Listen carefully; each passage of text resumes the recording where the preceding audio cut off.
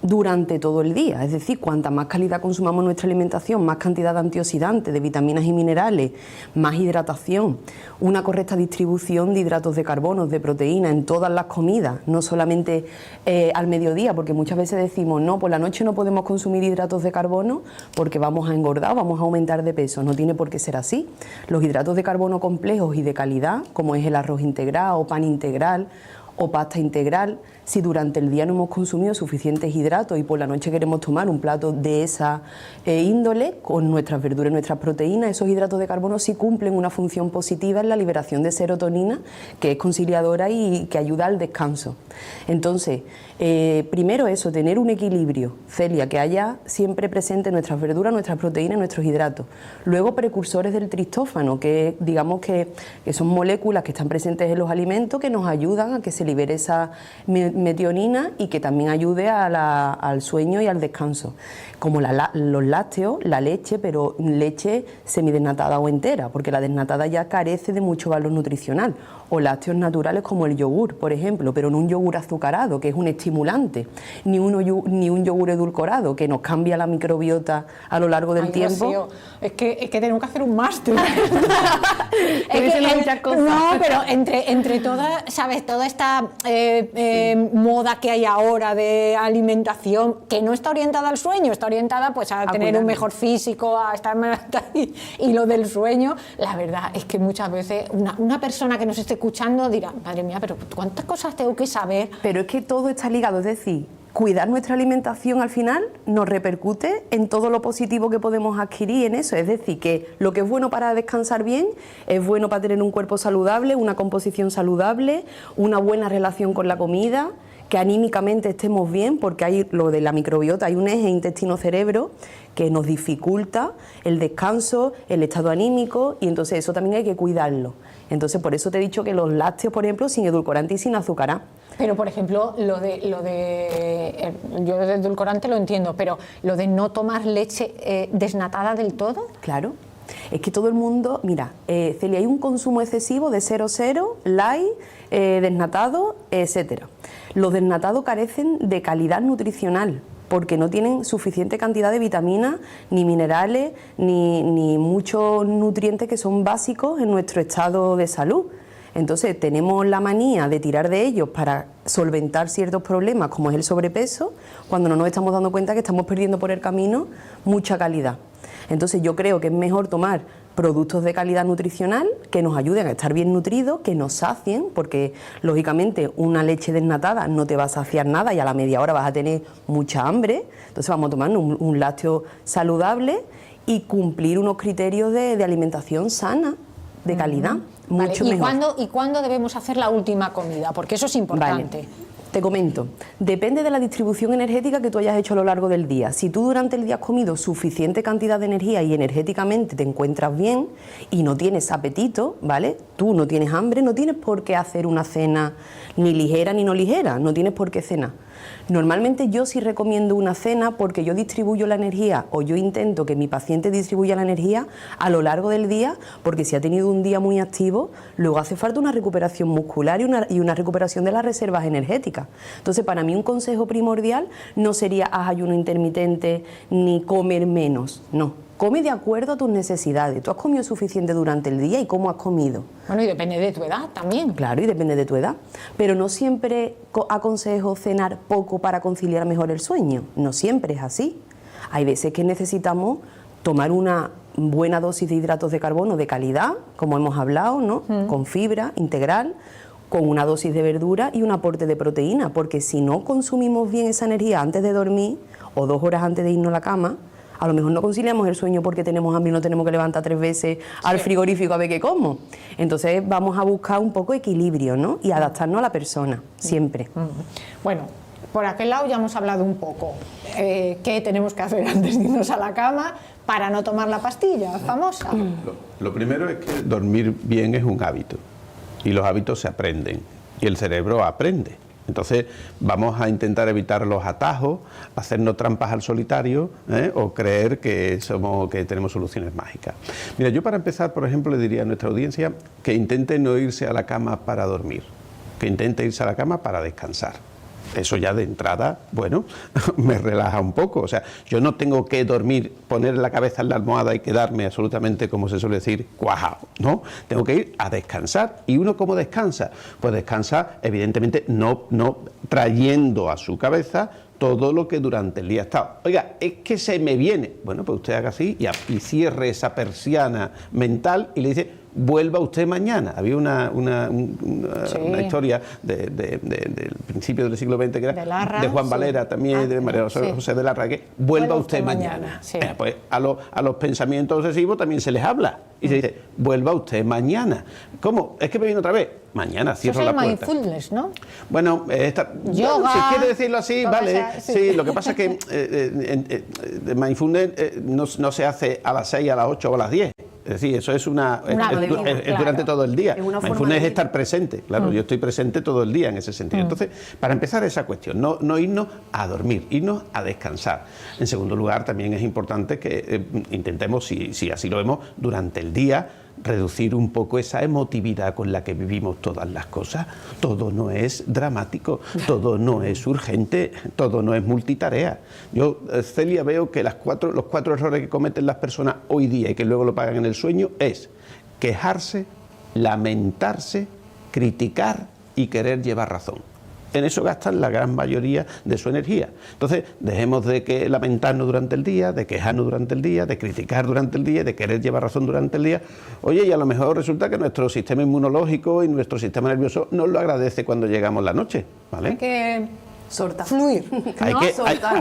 Hay que ser menos cuadriculados y sobre todo, repito, darnos cuenta de que la flexibilidad mental es la esencia del vivir. Entonces, los problemas del sueño no son más que poner en evidencia, como he dicho antes, una actitud inadecuada en el vivir. Entonces, vamos a intentar dormir bien, descansar bien durante el día haciéndolo. Y también lo último, cuando nos acostemos, ¿por qué no vamos a tener esa fantasía, no? Vamos a pensar que vamos a ir donde nos guste de viaje. Pues vámonos de viaje mentalmente allí. A mí me gusta el fútbol, voy a pensar que juego mi partido de fútbol y que meto 14 goles. Oye, me gusta una chica o un chico, pues voy a pensar que la cortejo. O sea, vamos a fantasear un poco, que nos evadan de todo lo que es esa problemática. Practicándolo, esto nos ayuda. Se puede hacer.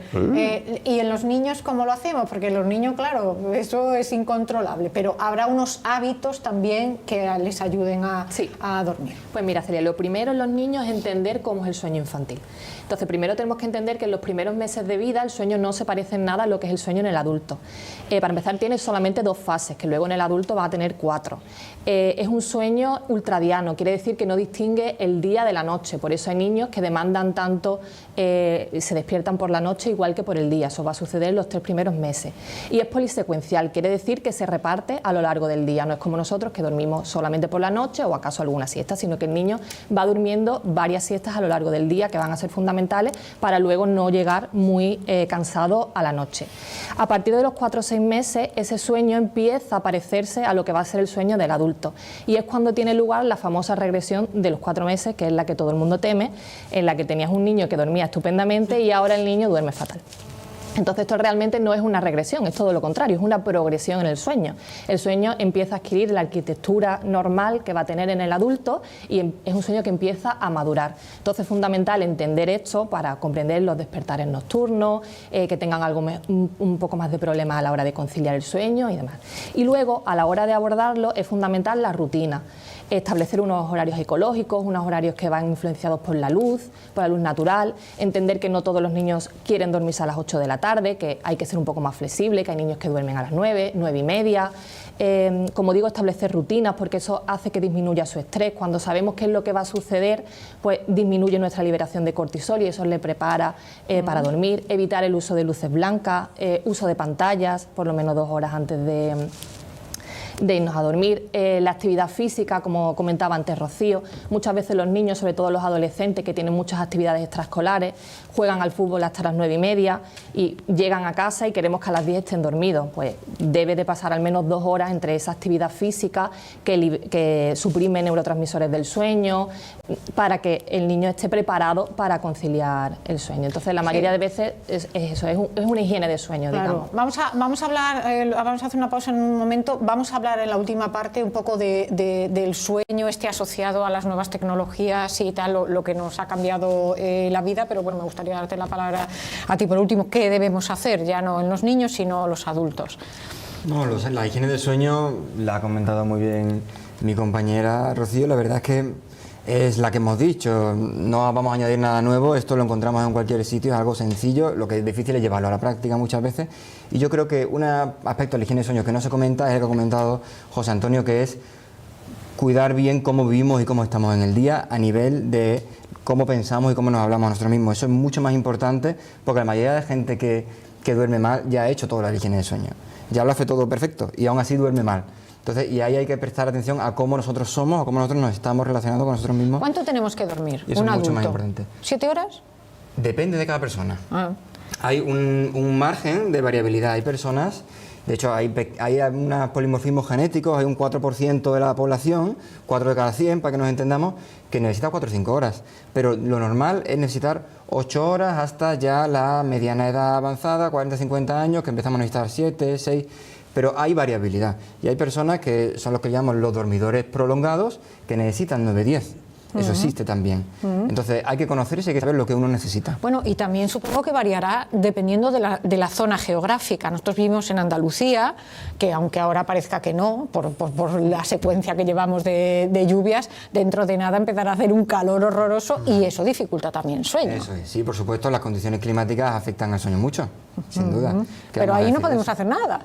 No, ahí lo que podemos hacer es intentar pues adecuar las condiciones lo más posible en casa y sobre todo no obsesionarnos sobre que no vamos a dormir bien porque hace mucho calor o porque voy a sudar y ya me acuesto pensando qué calor voy a pasar, ¿no? Y ahí es que la situación psicológica para mí es el origen de todos los insomnios. Si hablamos de los insomnios, luego hay muchos más trastornos del sueño. Ansiedad anticipatoria. Ansiedad anticipatoria, efectivamente. ¿Cómo se llama? Esa ansiedad anticipatoria que de una forma u otra ya dice que el que teme padecer padece algo, ya lo claro, que teme. padece ahora y entonces, después. esa ansiedad anticipatoria de lo que estamos hablando. Bueno, vamos a hacer una pequeña pausa y eso, vamos a dejar para después los trastornos que vienen motivados por la forma de vida actual, sobre todo vamos a centrarlo también en adolescentes y tal, que son las personas que más sufren esto.